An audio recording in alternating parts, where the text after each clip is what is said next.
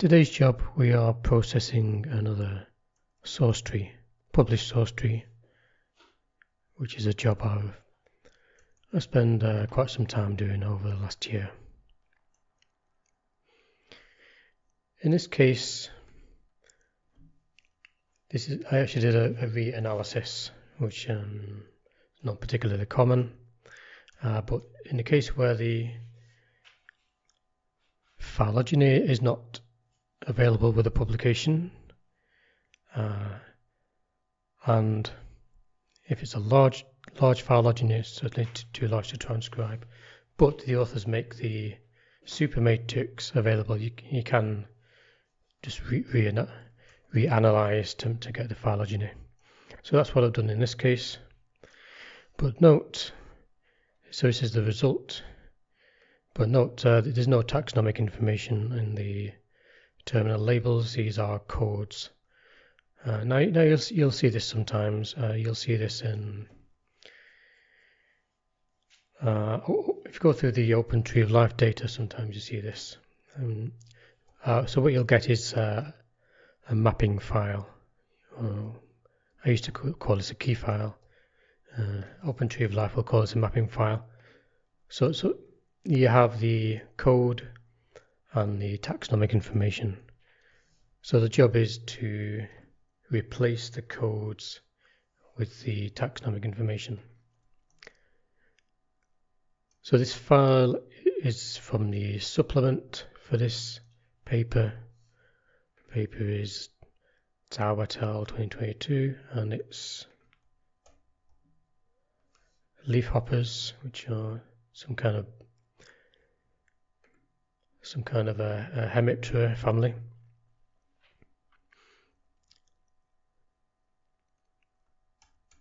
And you can see the data here, mostly from a single subfamily,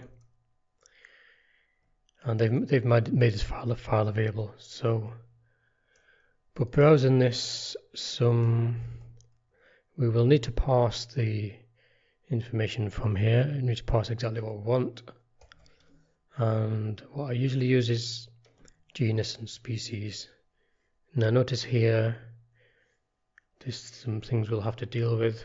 So we have in brackets, so this is probably, although it's the same name, this is probably a subgenus. We'll have some genus and then a taxonomic term, taxonomic abbreviation. So this is unknown species, so I would just change this to underscore species.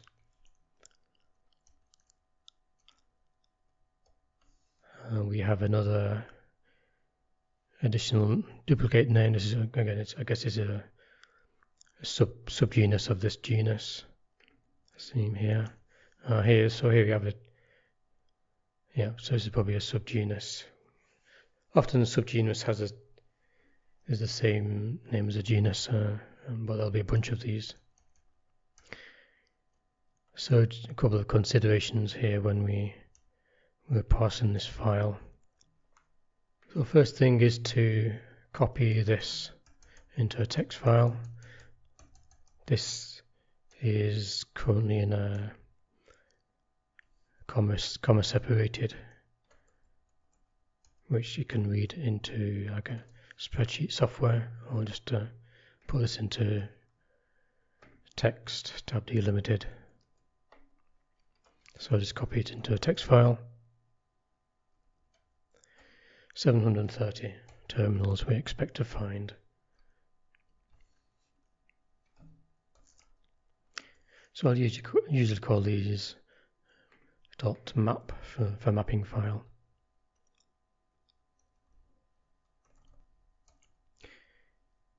So we have as I say, this is a reanalysis from the data matrix the authors made available, and this is the results. So RAXML underscore result. This is output by RAXML version 8, and it's just a topology without branch lengths.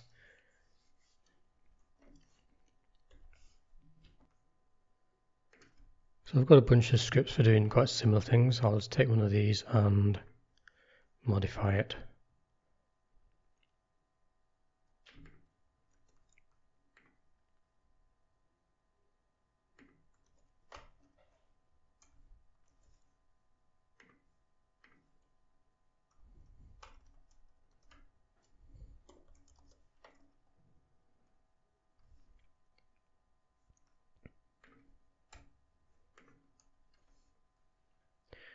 So importing into the script mapping file, tree file, and the output file name.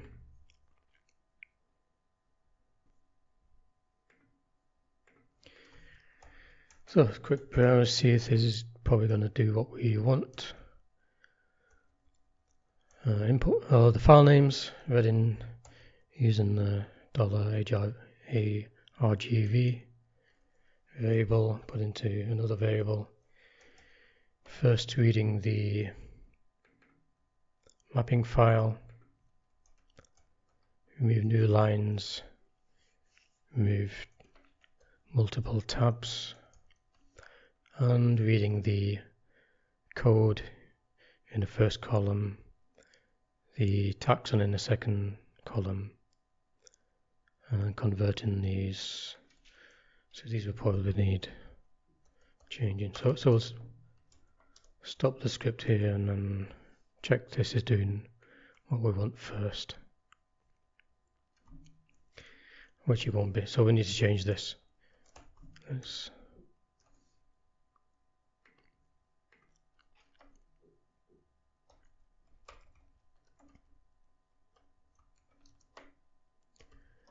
just print each line first.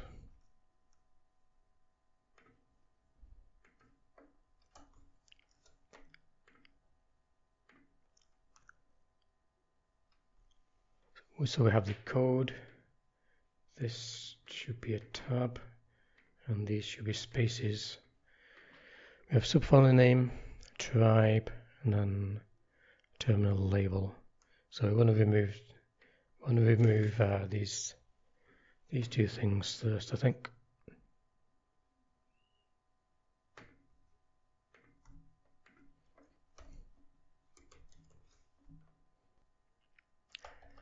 So a regular expression, you'll look for tab,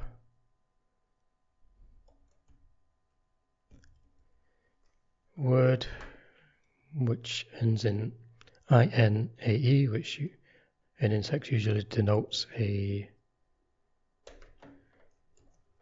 subfamily, colon, single space, and tribe name, which is can be any string of letters ending in INI, colon, then space, and we'll just delete this.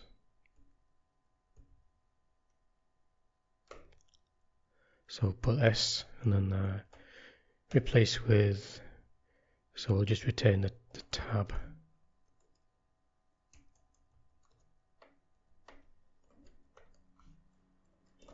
Then we have a conditional, we'll have a if else, just to, if the replacement is not made, just print, and then we can see why it's not matched anything.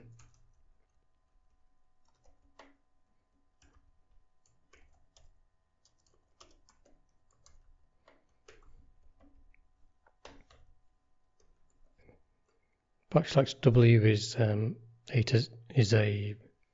letter, and then multiple letters by putting a plus. Okay, these are all these are matched then.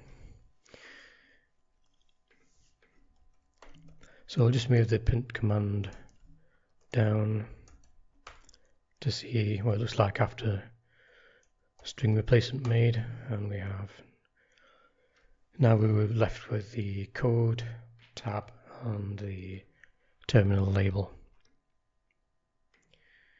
So next I will remove the subgenus names.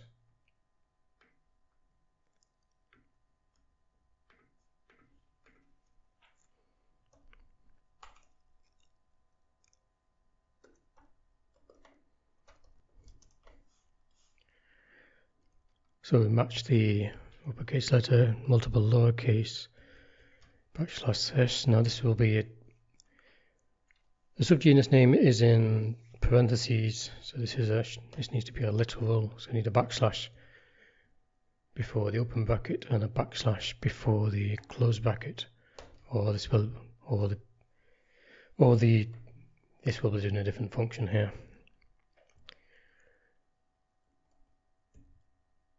Space, then species name, and we want to be replacing this match with just the genus and the species.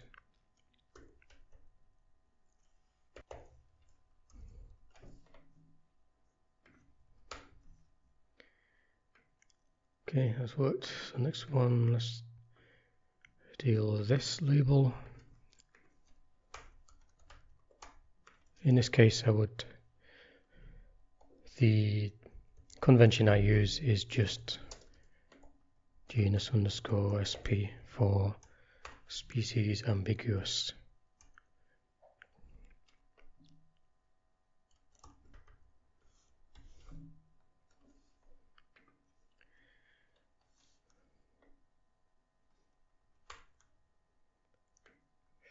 Okay, next. So okay, there's two different ways the species ambiguous are written in this data set.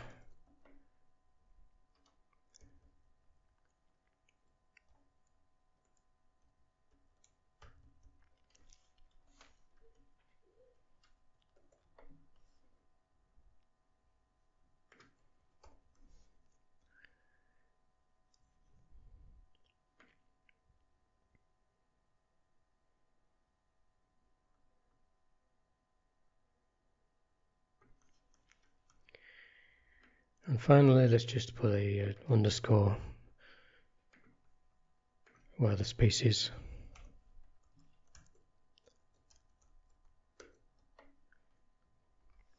Generally, for dealing with any kind of string in bioinformatics, we want to avoid spaces. An underscore is always a preferable character.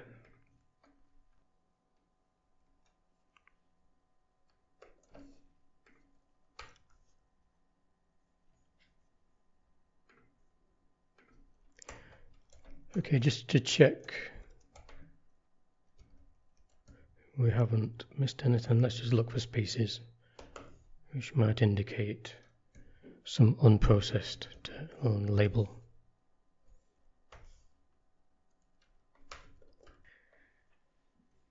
So we have a bunch of ambiguous things. I didn't notice these. Okay, here they are. So there's no taxonomic information for these, so these will need to be pruned.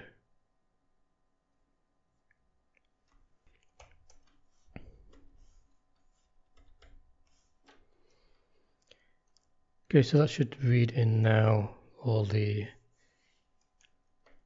codes and the taxonomic names which are now processed. So let's go on to check the rest of this. Again, we are just adapting a previous script which just does something similar.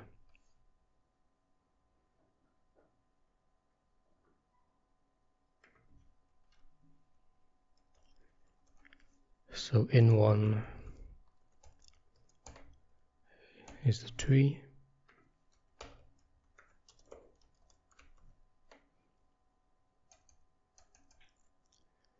If there's a line with a open bracket, then that's probably the line with the tree, so that's read into a variable named tree. Check seem to have read it, and here is where we go through each code. Let's check the name of this. Codes are in the array called code keys, which is made from the hash called species of code, which is made from the column 1 of the file we just read, so that should work. So going through each code, getting the species name, which is the hash entry, yes. Okay, so not many changes we need to make this.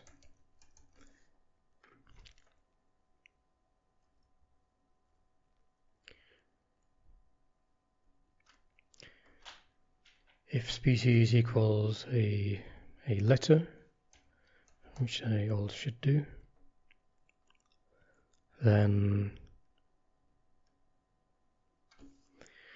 so here you notice is the single quotes. This is the format used by Open Tree of Life, because I'm often parsing Open Tree of Life trees, and they use these single quotes to allow the use of white spaces in the terminal labels.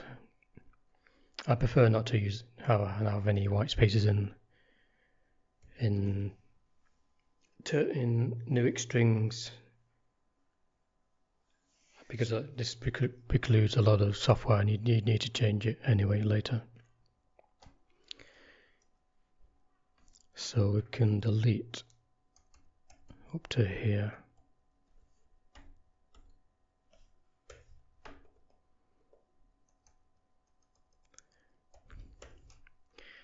So we're looking at a Nuix string, looking for open bracket or comma, and then the code.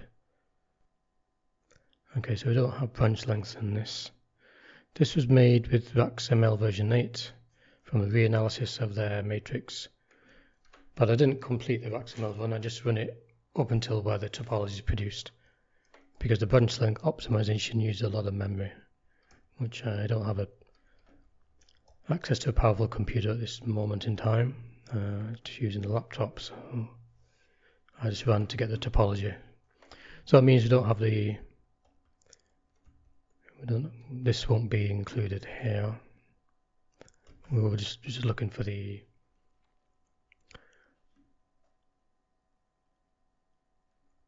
might be a comma after the terminal label, and then that should be a close bracket.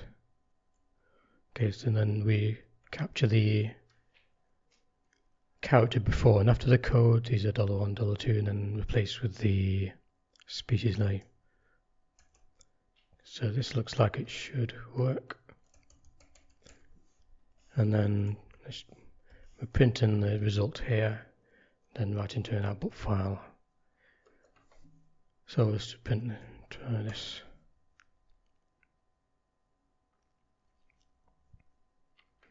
And here's a result with the, well, I can just, if we inactivate, then we'll have the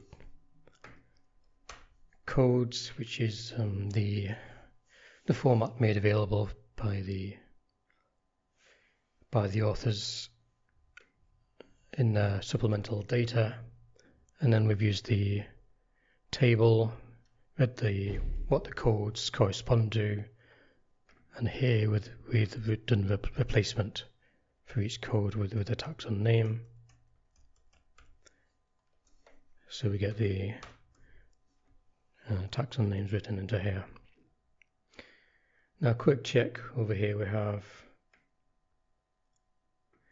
so these we need to prune. These should be pruned in the next step. We'll get some with SP, some with SP and a number, some with a SP and a letter, which is rather inconsistent. I wouldn't recommend this.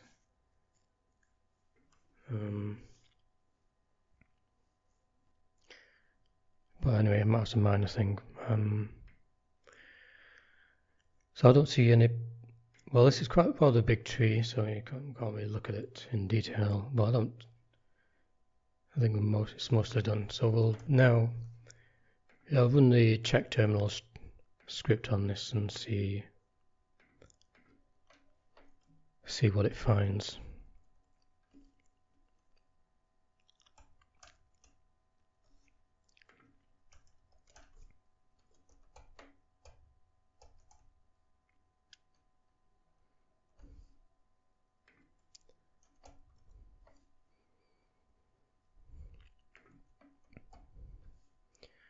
So we've written the output nuic in this name.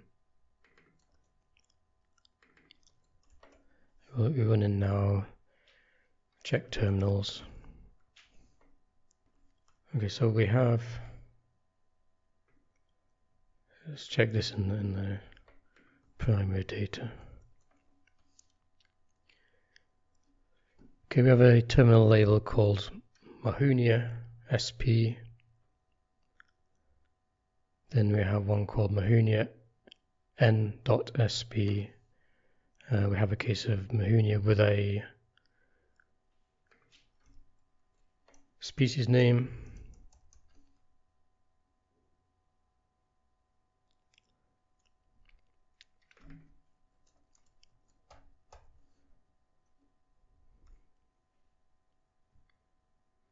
And we've got, let's check this one here. So this script check terminals is pulling out any complexities from the terminal labels. Tenucephalus SP, Tenucephalus NSP, Telcephalus NSP3, NSPPR1.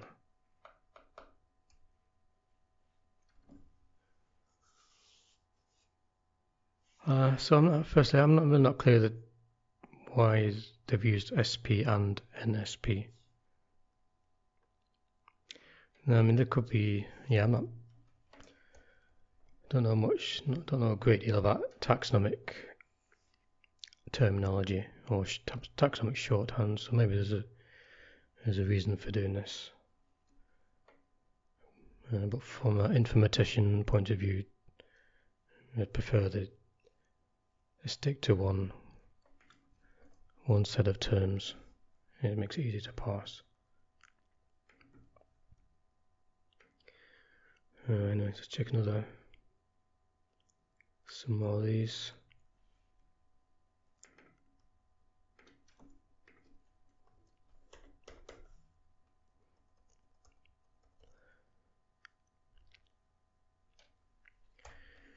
So for here we have a genus name with a subgenus and NSP. Sometimes with no species information, sometimes with species information, and sometimes without the subgenus name. So this is rather, now this does have some additional information in having the subgenus name, but for analysis purpose, I mean, if you have a human visually interpreting a tree, then this would have interpretable information. But from a bioinformatics point of view, as these are all going to be integrated algorithmically, this is rather awkward to deal with. So for that reason, I tend to remove things which are not usually used.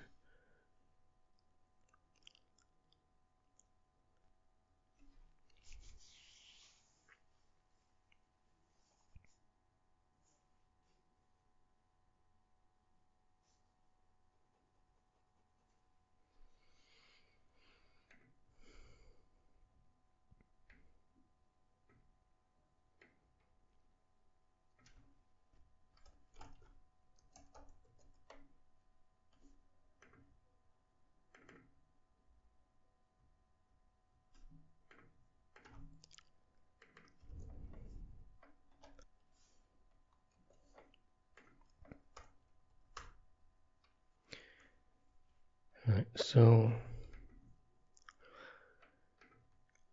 this script has checked all terminals and checked whether it looks like a taxonomic name. So finally we need to prune everything which is taxonomically problematic.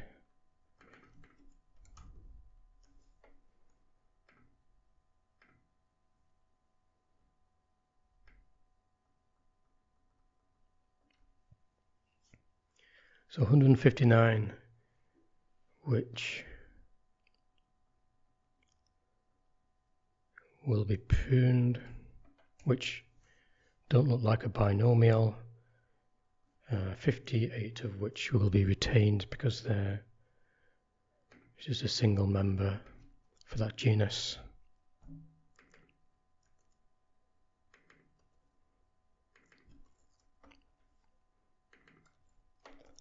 So let's try pruning those.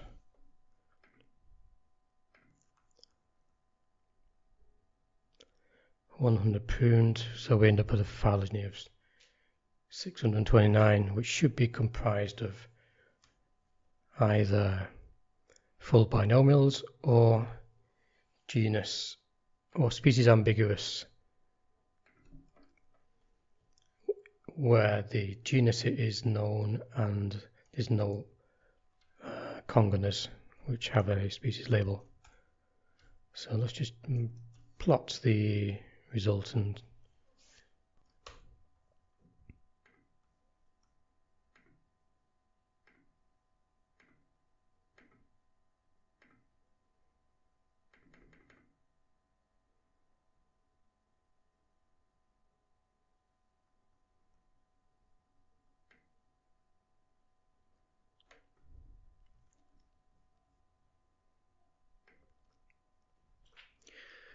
So here's a result. I need to check the routing. I don't remember.